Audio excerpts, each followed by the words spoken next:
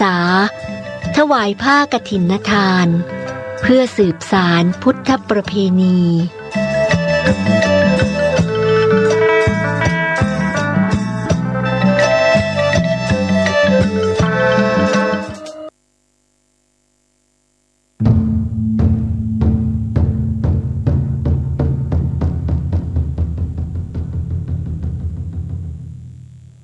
วัดเจ็ดยอดพระอารามหลวงขอเชิญร่วมบุญใหญ่ครั้งประวัติศาสตร์กับการบูรณะโบราณสถานที่มีอายุเก่าแก่กว่า500ปีเป็นวัดที่พระเจ้าติโลกราชกษัตริย์ล้านนาแห่งราชวงศ์มังรายทรงสร้างขึ้นและยังเป็นสถานที่สำคัญในการทำสังคายนาพระไตรปิฎกครั้งที่8ของโลกซึ่งการบูรณะในครั้งนี้วัดเจ็ดยอดพระอารามหลวงร่วมกับสำนักศิลปากรที่7เชียงใหม่กรมศิลปากรได้จัดให้มีการบูรณะโบราณสถานทั่วบริเวณวัดกว่า9จุด12รายการจึงขอเชิญชวนพุทธศาสนิกชนผู้มีจิตศรัทธาทุกท่านมาร่วมบุญใหญ่ครั้งประวัติศาสตร์ซึ่งโอกาสบุญในครั้งนี้500ปีจะมีเพียงครั้งเดียวโดยสามารถร่วมบุญได้ที่บัญชีวัดเจ็ดยอดพระอารามหลวงเพื่อการบูรณะโบราณสถานเลขที่บัญชี839-222-7594 839-222-7594 ธนาคารไทยพาณิชย์สาขานิมมานเหมินหรือติดต่อสอบถามเพิ่มเติมได้ที่ Facebook วัดเจ็ดยอดพระอารามหลวงโทร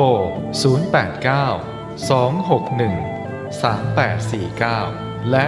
0878630155นมัสการเจ้าค่ะวิกฤตโควิด -19 จะมีหลักธรรมใดช่วยได้บ้างไหมเจ้าคะเจริญพรสมัยพุทธกาลเกิดเหตุโรคระบาดในเมืองไวสาลีพระพุทธเจ้าให้คณะสงฆ์สวดพระพุทธมนต์เพื่อความเป็นสิริมงคลของบ้านเมืองและให้ประชาชนมีสติเกิดปัญญารอดพ้นจากภัยพิบัติได้สถานการณ์นี้ทุกคนตระหนักแต่อย่าตื่นตระหนกคนไทยต้องมีสติเพื่อฝ่าวิกฤตโควิด -19 ไปด้วยกันท่านกำลังติดตามรับฟังสถานีวิทยุกระจายเสียงพระพุทธศาสนาแห่งชาติและสังคมคลื่นเพื่อการศึกษาพระพุทธศาสนาและวัฒนธรรมระบบ FM 104.5 เมกะเฮิรตซ์รายการต่อไปเป็นรายการคดีโลกคดีธรรม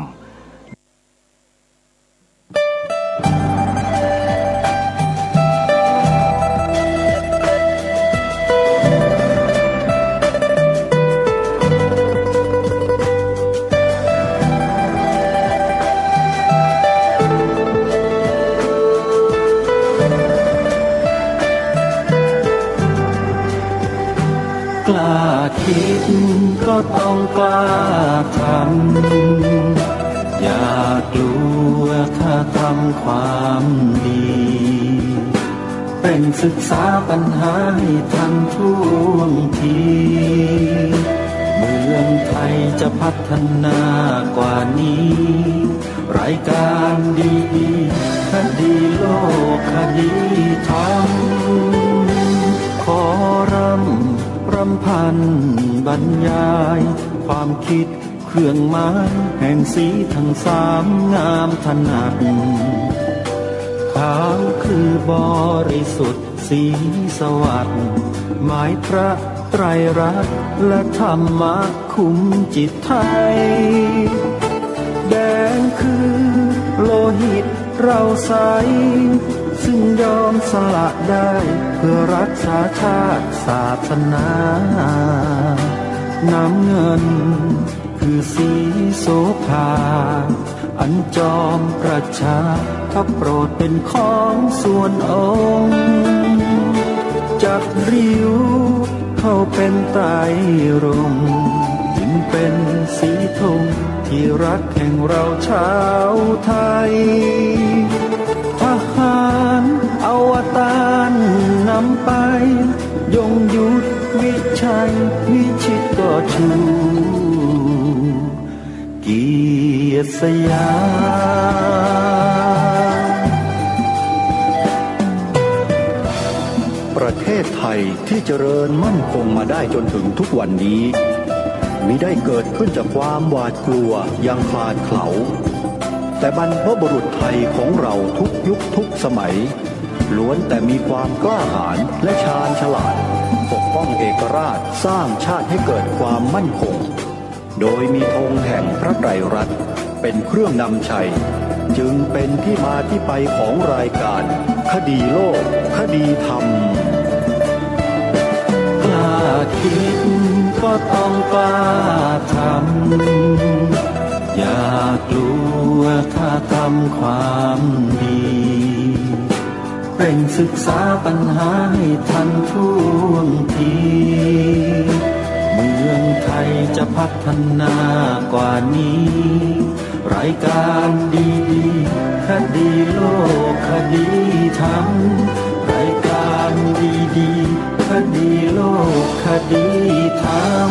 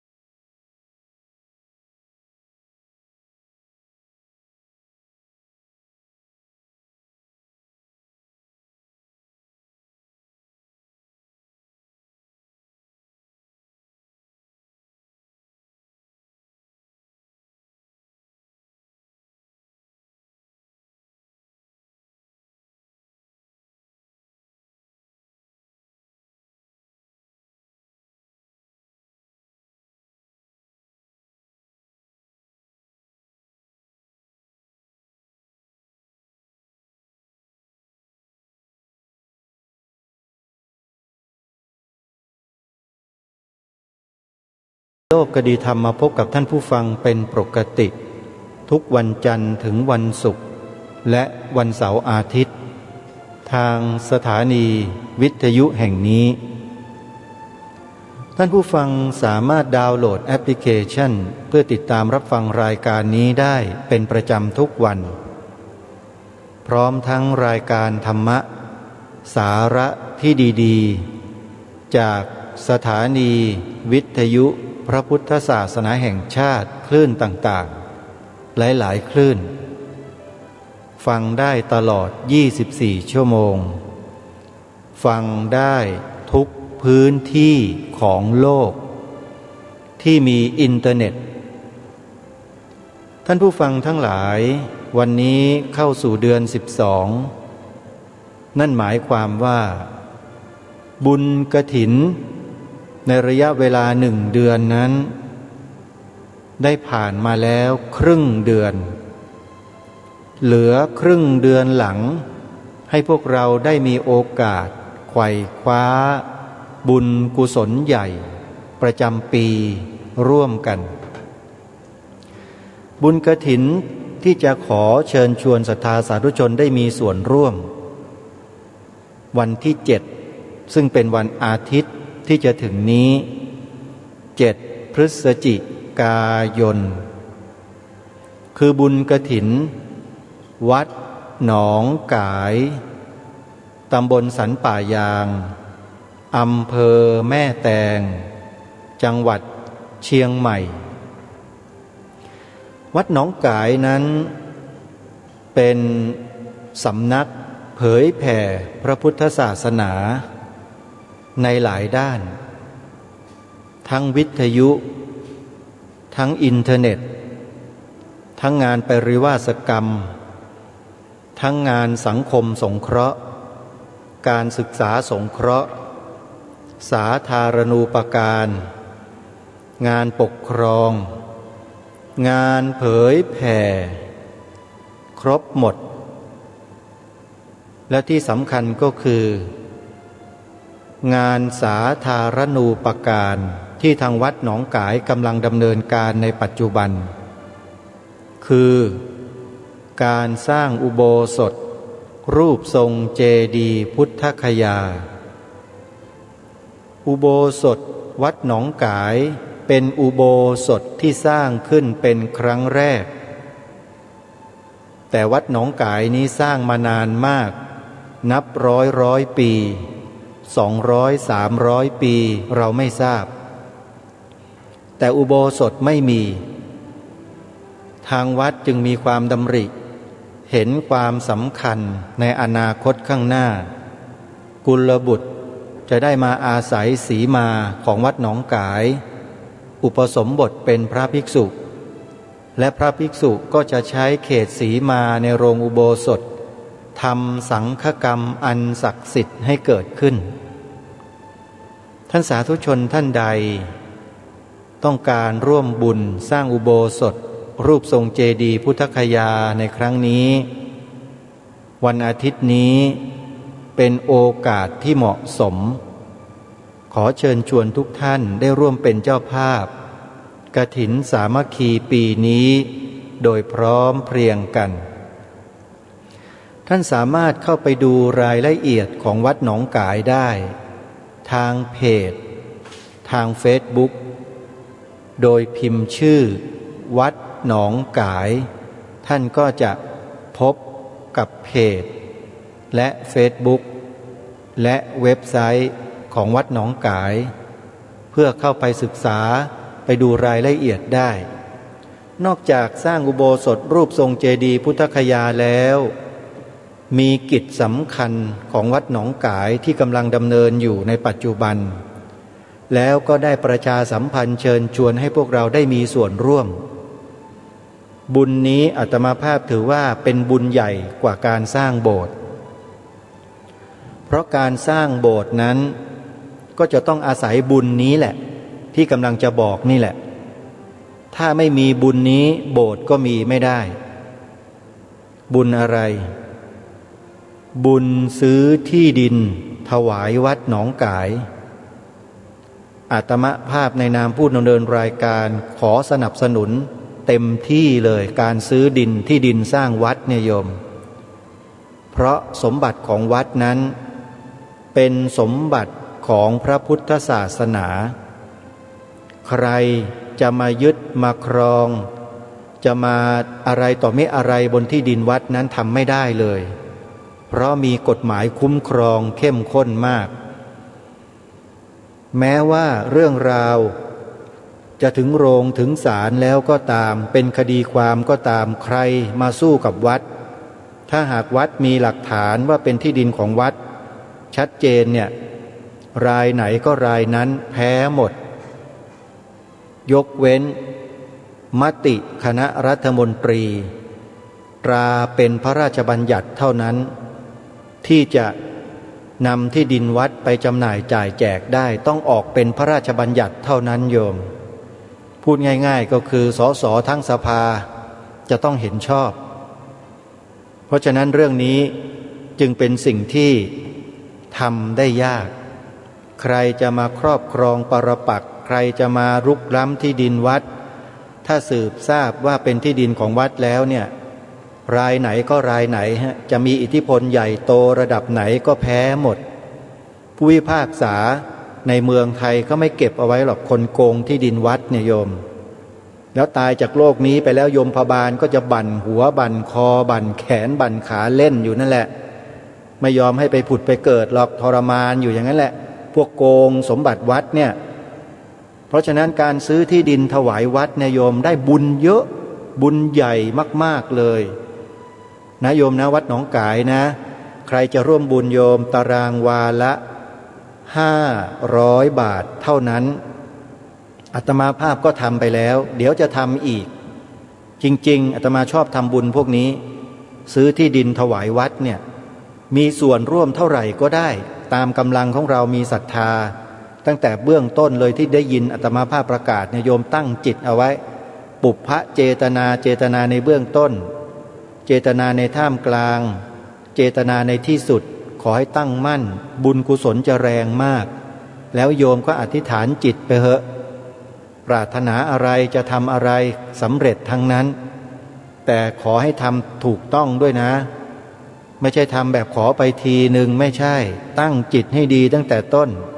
รักษาจิตนั้นไว้จนกระทั่งทำบุญแล้วจนกระทั่งตายนู่นแหละไม่ใช่ทำแบบขอไปทีไม่ใช่อันนี้บอกได้เลยว่าบุญใหญ่มากถ้าหากไม่มีที่ดินวัดหนองกายโบสถ์สร้างที่ไหนล่ะมันไม่ใช่ที่ดินวัดถูกไหมเพราะฉะนั้นการซื้อที่ดินถวายวัดเนี่ยเหมือนกับการทำบุญทุกสิ่งทุกอย่างขอเรียนเชิญเจริญพรญาติโยมร่วมบุญกันนะวันอาทิตย์นี้นะโยม7 พฤศจิกายนทอดกฐินวัดหนองกายพอเสร็จจากวัดหนองกายแล้วมีบุญกฐินต่อเนื่องวันที่8วันที่9พฤศจิกายนเป็นบุญกฐินสามัคคีมีส่วนร่วมสร้างอุโบสถอีกแห่งหนึ่งแต่แห่งนี้อยู่ที่วัดศรีอุดมวงศ์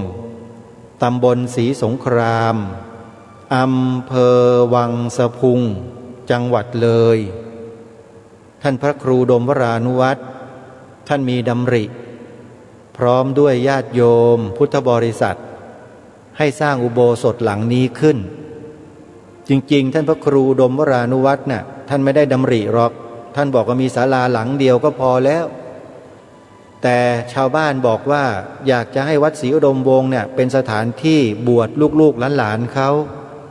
ก็เลยบอกให้พระครูดมวรานุวัตรสร้างโบสถ์เถอะสร้างโบสถ์เถอะ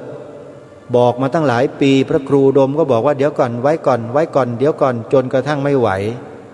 ทนการรบเร้าของญาติโยมไม่ได้ก็เลยสร้างอุโบสถทีนี้พระอย่างพระครูดมวรานุวัตรเนี่ยเวลาสร้างอะไรแล้วถ้ามันไม่ได้ประโยชน์มากมายตามความปรารถนาต้องการแล้วท่านไม่สร้างท่านก็เลยสร้างอุโบสถ2 ชั้นชั้นล่างใช้ประโยชน์ได้มากมายมหาศาลเลยเห็นไหมเพราะที่วัดศรีอุดมวงศ์เนี่ยมีการอบรมศีลธรรมเด็กๆเยาวชนนักเรียนนักศึกษาตลอดทั้งปีทั้งชาติจัดกิจกรรมวันพระวันอาทิตย์ให้โยมทำบุญถือศีล8ถืออุโบสถศีลตลอดทั้งปีทั้งชาติไม่มีวัดไหนที่จะขยันเหมือนกับวัดนี้นะโยมเจ้าอาวาสนี่ขยันจริงๆขยันจนลูกศิษย์ลูกหาเนี่ยบ่นอุบเลยอาจารย์ข้าน้อยบ่ไหวเด้ออาจารย์ขยันโพดโยมสู้ไม่ไหวสู้ไม่ได้ก็มีนะแต่โยมที่สู้อยู่ก็มีเยอะสู้ไปเถอะโยมขึ้นชื่อว่าบุญแล้วเป็นชื่อของความสุขการสั่งสมบุญนำสุขมาให้เพราะฉะนั้นวันที่8วันที่9พฤศจิกายนนี้ขอเรียนเชิญเจริญพรญาติโยมทุกท่านทุกคนทุกภูมิภาคนะโยมนะร่วมบุญกฐินวัดศรีอุดมวงศ์โดยพร้อมเพรียงกันท่านที่อยู่ในต่างจังหวัดทำบุญออนไลน์ได้ติดต่อขอรายละเอียดได้ที่วัดศรีอุดมวงศ์เข้าไปในเพจเข้าไปในเฟซบุ๊กเข้าไปในเว็บไซต์ของวัดศรีอุดมวงศ์แล้วไปดูรายละเอียดในนั้นนี่คือบุญกฐิน2 วัดที่ประชาสัมพันธ์ให้ทราบอีกวัดหนึ่งทอดกฐินในสัปดาห์หน้าคือวัดอารามมงคลอยู่ที่ตำบลยางตลาดอำเภอยางตลาดจังหวัดกาฬสินธุ์วัดอารามมงคลนี้เป็นวัดสร้างคนสร้างลูกหลานเยาวชนที่ด้อยโอกาสพระครูปริยัติโพธิธรรมเจ้าวาดท่านเป็นเจ้าคณะตำบลยางตลาดอยู่ด้วยตั้งสำนักเรียนพระปริยัติธรรมขึ้นในวัดแล้วก็นำบุตรหลานลูกๆของญาติโยมเนี่ยมาบวชมาบรรพชาเป็นสามเณรแล้วก็ให้การศึกษาเล่าเรียนปริยัติธรรมทั้งแผนกธรรม ทั้งแผนกบาลี ทั้งสายสามัญส่วนมากก็จะเรียนในสายสามัญกันทั้งนั้นเพราะโรงเรียนนี้เป็นโรงเรียนปริยัติสามัญจบไปแล้วมีวุฒิในการนำไปใช้ประโยชน์ทั้งทางธรรมก็ได้ทางโลกก็ได้นี่คือวัดที่ทำการศึกษาสงเคราะห์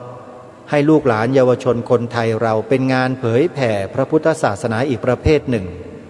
ที่ควรส่งเสริมสนับสนุนอย่างยิ่งเพราะฉะนั้น13-14 พฤศจิกายนนี้ญาติโยมชาวจังหวัดกาฬสินธุ์นะอย่าลืมไปร่วมบุญกฐินวัดอารามมงคลโดยพร้อมเพรียงกันอนุโมทนาสาธุและบุญสุดท้ายของปีบุญกฐินวันที่19 พฤศจิกายนตรงกับวันลอยกระทงนะโยมบุญกฐินวัดสามชุกอำเภอสามชุกจังหวัดสุพรรณบุรีอันนี้อยู่ใกล้กรุงเทพ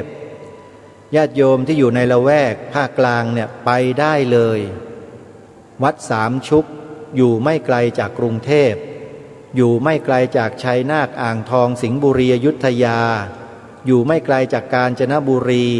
ปทุมธานีนครปฐมไปได้สะดวกเรียนเชิญเจริญพรไปเยอะๆเพราะว่ากฐินที่วัดสามชุกปีนี้สถานีโทรทัศน์ดีทีวีมีส่วนร่วมในงานบุญกฐินในครั้งนี้ด้วยเรียนเชิญญาติโยมสาธุชนไปทำบุญให้กับดีทีวีเพื่อทำงานเผยแผ่พระพุทธศาสนาโดยพร้อมเพรียงกันวันที่19 พฤศจิกายนเชิญได้นะโยมนะ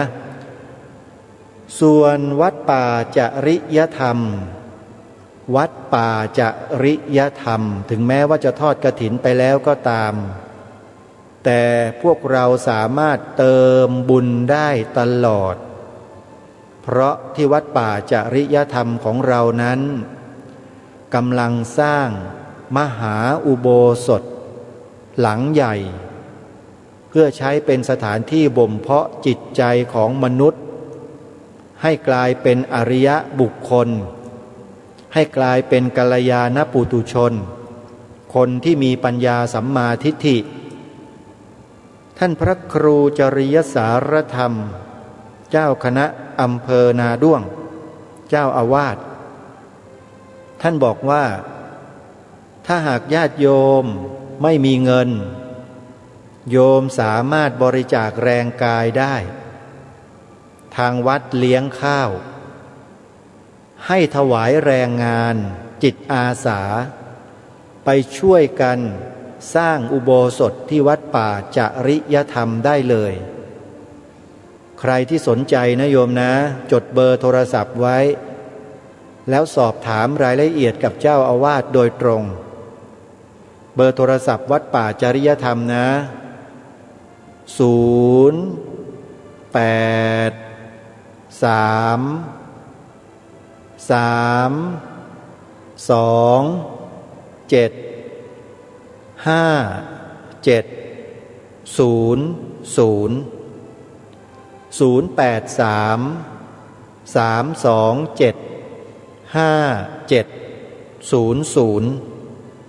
อนุโมทนาสาธุกับทุกท่านทุกคนส่วนวัดอื่นๆสถานีวิทยุอื่นๆที่เป็นสถานีวิทยุพระพุทธศาสนาญาติโยมอย่าลังเลใจได้ยินครูบาอาจารย์ท่านประกาศเชิญชวนญาติโยมทำบุญอะไรก็แล้วแต่ให้พวกเราตั้งจิตอธิษฐานให้ดีตั้งสัจจะวาจาขอมีส่วนร่วมไม่สนใจอย่าไปสนใจเรื่องจำนวนเงิน5 บาท10 บาท20 บาท50 บาท100 บาทแล้วแต่ตามกำลังจะเป็นหมื่นเป็นแสนเป็นล้านก็แล้วแต่ญาติโยมทำไปเถอะทำด้วยความตั้งใจตั้งมั่น แล้วก็ทำให้เต็มที่ตามกำลังของเราบุญเยอะเหลือเกินทำบุญกับพระพุทธศาสนาเนี่ยโยมวัดวาอารามต่างๆนะใครสะดวกที่ไหนก็ทำที่นั่นอนุโมทนาบุญกับทุกท่านทุกคนเวลาล่วงเลยมาพอสมควรแล้วท่านสาธุชนนะวันนี้เป็นอีกวันหนึ่งที่ทางรายการได้ไปค้นหาเทปธรรมบรรยายของพระอาจารย์มหาสมศิริปัญโยที่ดีๆน่าสนใจมานำเสนอเปิดให้พวกเราได้ฟังกันและเทปที่จะนำมาเปิดชุดนี้เนี่ยขอบอกกับท่านผู้ฟังทั้งหลายทุกท่านทุกๆคนนะว่าการบรรยายของพระอาจารย์มหาสมครั้งนี้เนี่ยจุดเด่นในเนื้อหาสาระของการบรรยายก็คือท่านพระอาจารย์มหาสมได้เทียบเคียงชี้ให้เห็นถึงความโดดเด่นของพระพุทธศาสนาของเราในโลกยุคเทคโนโลยีข่าวสารข้อมูลยุคอินเทอร์เน็ตยุคควอนตัมยุคอะไรก็แล้วแต่ที่มันว่าทันสมัยโลกวิทยาศาสตร์เนี่ยแต่พระอาจารย์มหาสมสามารถที่จะเทียบเคียงให้เราเห็นความโดดเด่นและความล้ำหน้าของศาสนาพุทธที่มียิ่งกว่าวิทยาศาสตร์ให้เราเห็นอย่างชัดเจนเลยน่าสนใจมากเทปนี้นะขอบอกกับท่านผู้ฟังเพื่อไม่ให้เป็นการเสียเวลาขอเชิญทุกท่านไปติดตามรับฟังเทปธรรมบรรยายของพระอาจารย์มหาสมในชุดนี้ใช้ชื่อว่าบูรณาการทางจิตวัดป่าภูทอกจังหวัดเลยคือท่านไปบรรยายที่วัดป่าภูทอกที่จังหวัดเลยไว้เมื่อไหร่อย่างไรนั้นไม่เป็นไรแต่มาฟังเนื้อหาสาระโดยพร้อมเพรียงกันณบัดนี้นะโมตัสสะภะคะวะโตอะระหะโตสัมมาสัมพุทธัสสะกาเลนะธัมมัสสวนังเอตัมมังคลมุตตมันติขอนอบน้อมแด่พระรัตนตรัยที่เคารพด้วยเสียงกล่าวขอแสดงความคารวะท่านอาจารย์เทพ เจ้าสำนักแล้วก็คณะครูบาอาจารย์ณสำนักวัดป่าภูทอกทุกรูปทุกองค์และขอโอกาสคณะครูบาอาจารย์ที่ได้มาร่วมงานทุกรูปขอเจริญพรคณะผู้คงแก่เรียนคณะครูบาอาจารย์ทุกคนทุกท่านณโอกาสนี้ช่วงต่อจากนี้ไปให้ท่านทั้งหลายตั้งอกตั้งใจฟังเป็นปกติวางมือที่ตักแล้วก็ร่วมกันคิดเพราะว่าอาตมาเนี่ยก็มันอาจจะนำเสนอไม่สมบูรณ์ด้วยข้อจำกัดหลายสิ่งหลายอย่างจึงให้ช่วยกันคิดฟังไปด้วยก็คิดช่วยกันลุ้นว่าตรงนี้น่าจะเป็นอย่างนี้ตรงนี้มันยังไม่สมบูรณ์เราก็ติ๊กไว้หรือเป็นพื้นฐานของการสอนหนังสือเพื่ออ่านออกเขียนได้ว่าอย่างนั้นก็อังกฤษฝรั่งก็มาลอกไปเมื่อวานอาจารย์สมภพท่านก็พูดเรื่อง learning to know การเรียนเพื่อรู้แล้วก็ learning to do ลอกไปจากพระไตรปิฎกโอ้เนี่ยตัวสุดท้ายนั้น learning to be เรียนเพื่อเป็นปัจจุบันเราก็เรียนเพื่ออ่านออกเขียนได้การเป็นพื้นฐานตัวเลขมันก็ลดลงแม้กระทั่งว่าการเข้าไปจัดการศึกษาในตามภูเขาแล้วก็ส่งหน่วยอาสาเข้าไปทั้งพระทั้งโยมบุกลุยกันคนก็ฉลาดเยอะเมืองไทยเราก็หอบกระเป๋าวิ่งตามเขาต้องใช้คำว่าหอบกระเป๋าทำไมจึงว่าใช้หอบกระเป๋าเพราะว่าเมืองไทยนี่ถ้ามองแบบภาษาบ้านเราเนี่ยว่าอีหยังก็สิเอาหมายความว่าอะไรก็จะเอามึงรู้กูรู้ด้วยแต่กูยังไม่ทำยังบ่เฮ็ดมึงรู้กูก็จะรู้ด้วยตัวเลขเดี๋ยวนี้ของเราก็เพิ่มขึ้นผู้ฉลาดนับด็อกเตอร์แข่งกันก็ได้ แข่งกันก็ได้กับประเทศที่ GDP เขาสูงกว่าเราเนี่ยนับแข่งกันก็ได้3.3%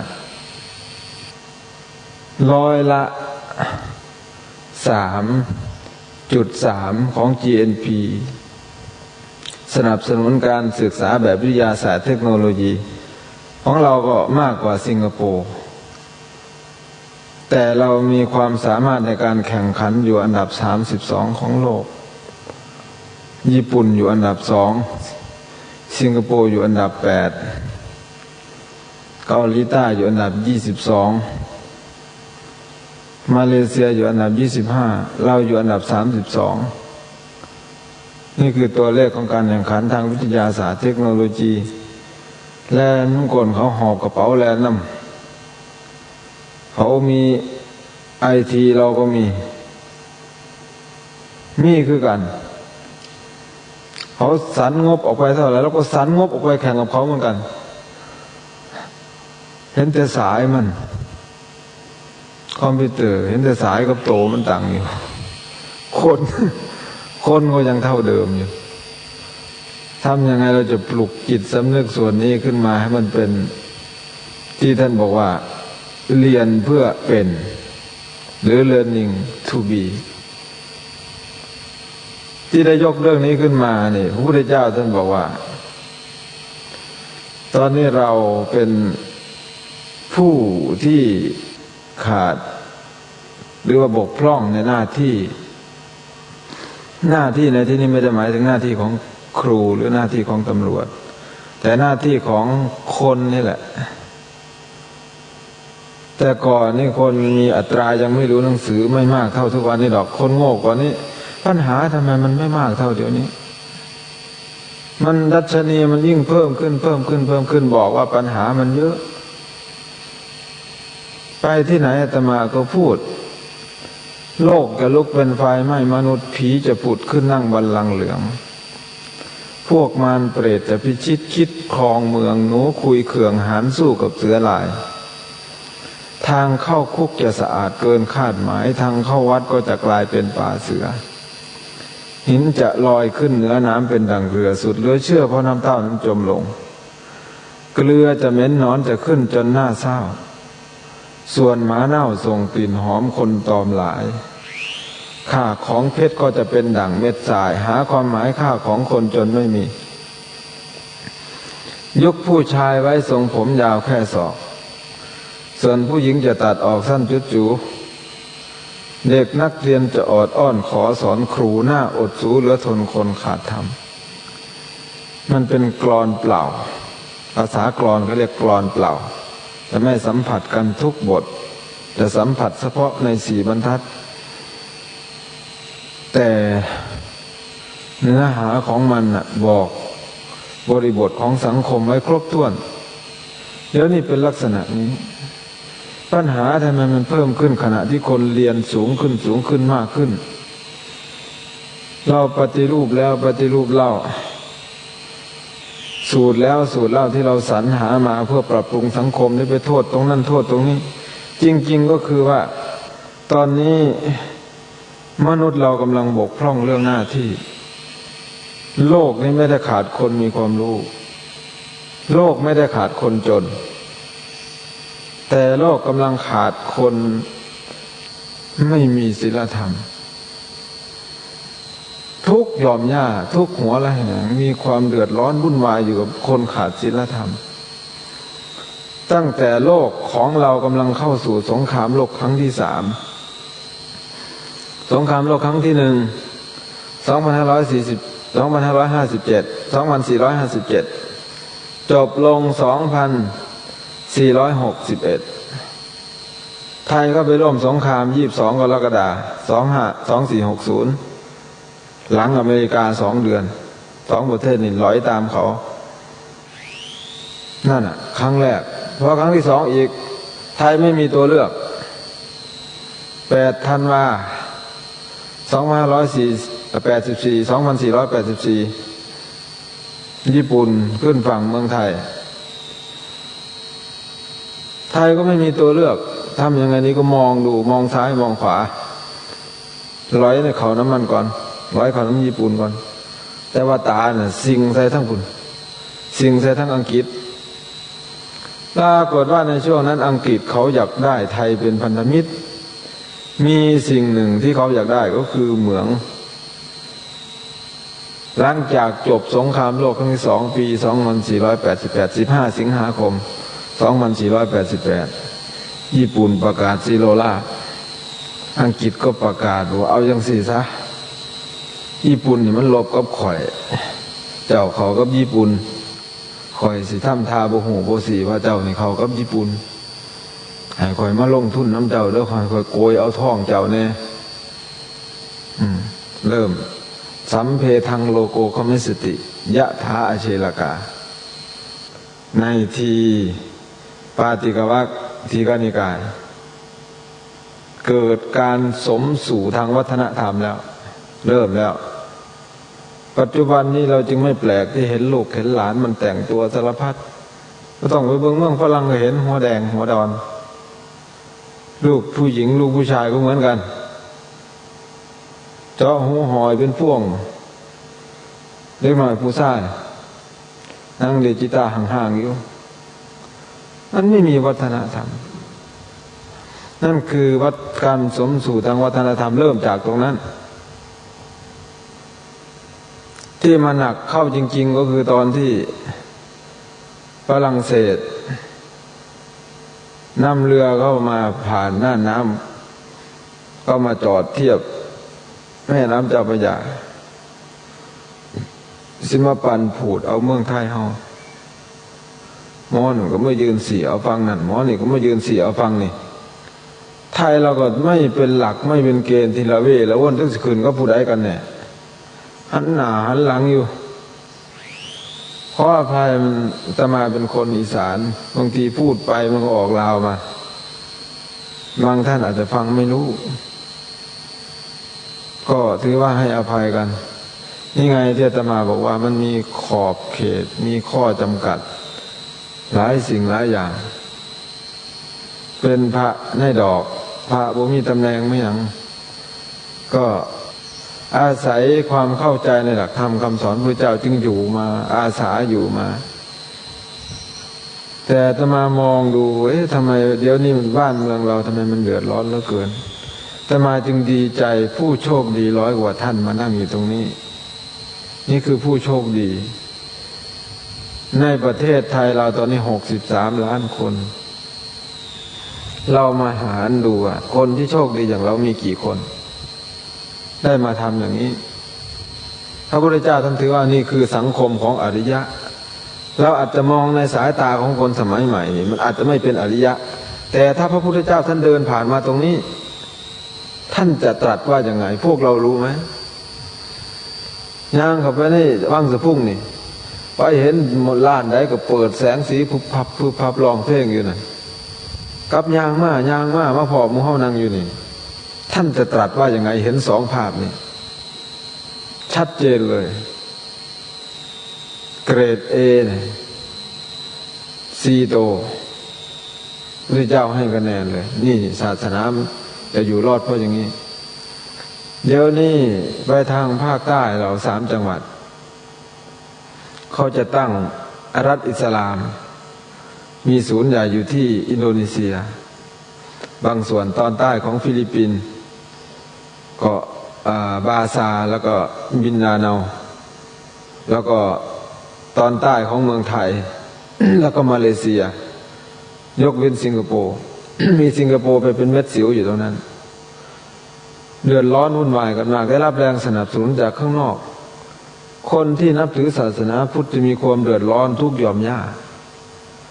เหตุการณ์ตรงนี้ชาวพุทธเราไม่กล้าพูดแม้แต่คำเดียวท่านมุลเลาะห์โอมานเป็นหัวหน้ามุสลิมหัวรุนแรง5 มีนาคม 2544สั่งยิงพุทธรูปใหญ่ที่เมืองบามิยันชาวพุทธเคลื่อนไหวทั่วโลกรวมทั้งมุสลิมเองท่านคอตามิประธานาธิบดีของอิหร่านเป็นคนมุสลิมด้วยกันยังออกมาคัดค้านซึ่งเป็นประเทศที่บัญญัติเป็นรัฐธรรมนูญอิสลามโลกหรืออิหร่านเขายังออกมาคัดค้านเขาไม่เห็นดีด้วย มุสลิมที่เป็นพวกเปอร์เซียประเทศเดียวคืออิหร่าน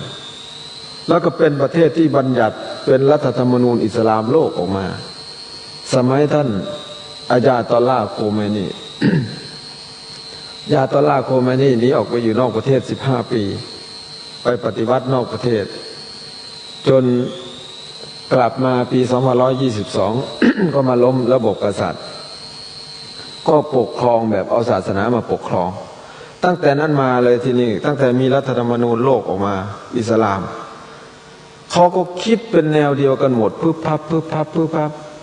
เดี๋ยวนี้เขาตั้งธนาคารมุสลิมหรือธนาคารอิสลามธนาคารไม่มีดอกเบี้ย46 สาขา11 จังหวัดภาคใต้4 จังหวัดภาคกลางประชุมกันตั้งแต่2503ที่ประเทศอียิปต์มาก่อ2512ที่ประเทศซาอุดิอาระเบียแล้วก็เพิ่งเข้ามามาเลเซียมาที่ฟิลิปปินส์แล้วก็มาเลเซียต่อไปที่อินโดค่อยมาไทยนี่คือสงครามโลกครั้งที่3เขาเรียกสงครามดอกเบี้ยกับสงครามไม่มีดอกมุสลิมนี่ฝ่ายสงครามไม่มีดอกเบี้ยมุสลิมไม่ดอกเบี้ยเขาเยอะผู้ชายคนหนึ่งมีเมีย4 คนดอกเบี้ยมี40เอาคนพวกนี้ไม่เอาเงินเมียทุกคนเนี่ยหามไปเฮ็ดหมันลูกหลายปันกระปู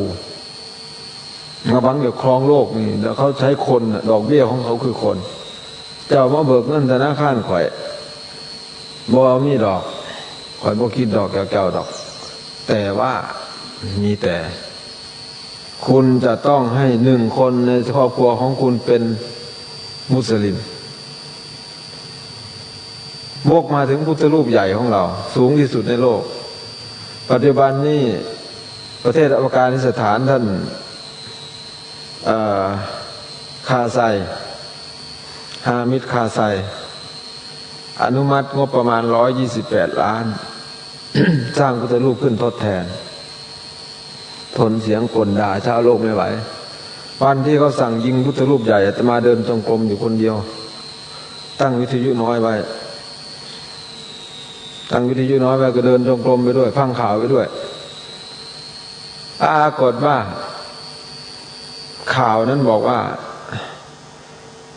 รัฐบาลของตอลิบันสั่งยิงพระพุทธรูปใหญ่ที่สุดในโลกของชาวพุทธโดยไม่ฟังเสียงของชาวโลกลงแล้วชาวโลกทุกคนเนี่ยหัวใจแทบสลายแต่โดยนิสัยของชาวพุทธก็คือสันติเป็นคนที่รักสันติเป็นคนที่ไม่ชอบความโวยวายอย่างนักเขียนอังกฤษนี่ท่านอันดัตฮักลีท่านบอกว่า Alone of on the grace for religions Buddhism made its way without persecutions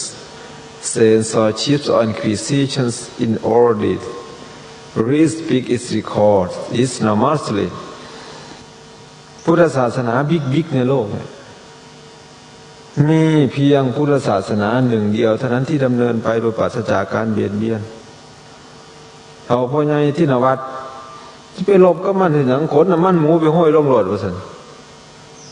ระเบิดน้ำมันหมูพูดเรื่องระเบิดน้ำมันหมูเท่านั้นพวกกันพึบออกมาพร้อมกันเลยยิงพระพุทธรูปเรานะนั่งเสยทอดบักทั่วดินกินเสยว่าแต่พูดเรื่องน้ำมันหมูพึบออกมาเลยถ้าออกมาจากหู้ใดเป็นหู้ใดหัวขาวโจกโผล่ว่านั่นเขาเรียกว่าความแกร่งทางวัฒนธรรมศาสนาเขาอ่อนแต่ว่าความแกร่งทางวัฒนธรรมของเรานี่เป็น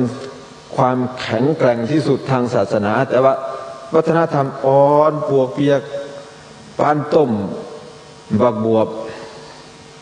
วัฒนธรรมของเราคำสอนแข็งที่สุดในโลกมีคำสอนมากที่สุดในโลกเป็นคำสอนที่สมบูรณ์ที่สุดในโลกคำพูดนี้อาตมาไม่ได้พูดเองคนคริสต์นั่นแหละพูดคนมุสลิมนั่นแหละพูดอย่างท่านมุสลิมสกอลาร์คนนี้ก็คำว่าสกอลาร์คือนักปราชญ์ของมุสลิมคนนี้หนีไม่มีแผ่นดินอยู่ ใครก็ตามถ้ามาวิเคราะห์หลักธรรมในทางพุทธศาสนาเป็นเชิงบวกนี่ไม่มีแผ่นดินอยู่พี่น้องชาวพุทธไม่ได้อยู่เย็นเป็นสุขถูกเข็นถูกฆ่าใครอยากจะอยู่ตรงนี้ก็ต้องขายที่ดินจะต้องเข้ากับเขามันหุ่มเสือเอาเลยแต่กันหัวบ้านเฮาคนนับถือพุทธนี่สิขายนี่คนทั้งหมู่บ้านนั้นออกเงินรวมกันมาซื้อเอาเลยทีเดียวเข้าสามัคคีกันหมายความว่าลูกสูตรของเขาจะอยู่ที่ไหนก็ต้องแยกอยู่ประเทศใดก็ต้องแยกในแคว้นแคชเมียร์ที่ประเทศอินเดียนั้น1 จุดซึ่งแยกออกไปแล้วตั้งแต่สมัยท่านอาลีจินนาซึ่งมาร่วมกันต่อต้านภาษีเกลือสมัยท่านมหาตมะคานธี2490 2491ปากีสถานแยกออกไปแล้วไม่พอจะเอาแคชเมียร์อีกหลังๆมานี้เมื่อ20 กว่าปีมานี้มายึดโบสถ์บาบารีของฮินดูอีกที่เมืองอโยธยาตอนเหนือเมืองนี้เป็นพวกอารยันเข้ามาครองไม่ใช่คนเผ่าอินเดียคนเผ่าอินเดียแท้ๆก็คือพ่อใหญ่พิหารีวัชปายีงูเติงๆขี่ลายๆนั่นน่ะมันคนอินเดียแท้นอกนั้นคนที่รูปร่างสูงๆใหญ่ๆเหมือนฝรั่งแขกรอบรูปหล่องามๆนั่นน่ะเผ่าพันธุ์พระพุทธเจ้าสมอง IQ สูงพวกนี้เป็นคนที่สวยงามมากแขกพวกนี้ได้นางงามโลกมาแล้ว5 คนพอๆกับเวเนซุเอลานี่เฉพาะแถบนี้นะคนแถบเดียวเป็นคนที่งามมากส่งเข้าประกวดสาวอินเดียเอาไปกินปรากฏว่าพวกฮินดูบุกเผาพวกฮินดูหัวรุนแรงมุสลิมหัวรุนแรงคริสต์หัวรุนแรงพุทธไม่มีคำนี้ไม่มีคำว่าหัวรุนแรงท่านอันดัตฮักลีจึงบอกว่า alone of on the great religions Buddhism made its way without persecutions ไม่มีการเบียดเบียน persecutions without persecution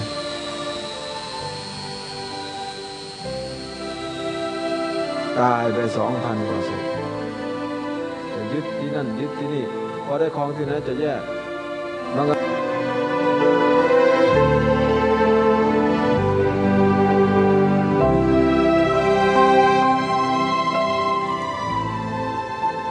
ท่านสาธุชนผู้ฟังทุกท่านเวลาของรายการของเราหมดแต่เนื้อหาสาระที่น่าสนใจนี้ยังมีเหลืออยู่อีกหลายนาที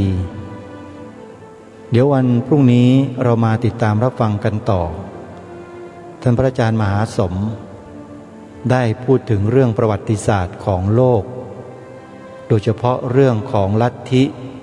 นิกายศาสนาที่บรรดามีอยู่ในโลกเทียบเคียงให้เราเห็นชัดเจนว่านักปรัชญานักวิทยาศาสตร์นักการศึกษาของโลกระดับโลกเขากล่าวถึงพระพุทธศาสนาอย่างไรและพฤติกรรมของคนต่างลัทธิต่างนิกายศาสนามีพฤติกรรมเช่นใด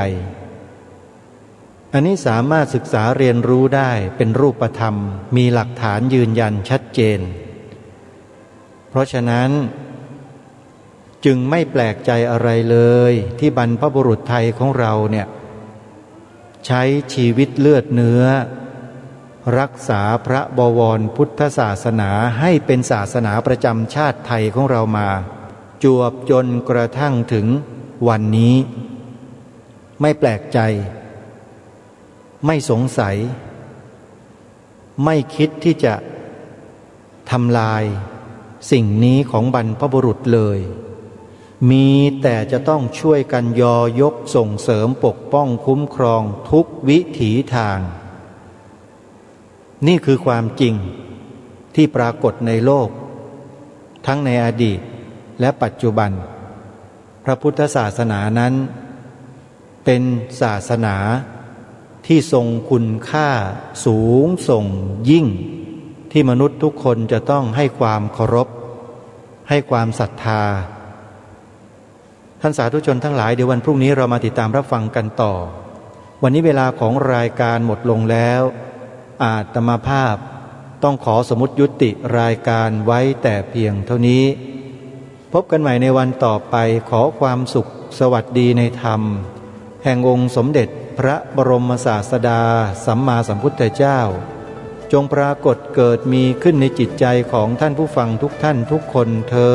นขอเจริญพร กล้าคิดก็ต้องกล้าท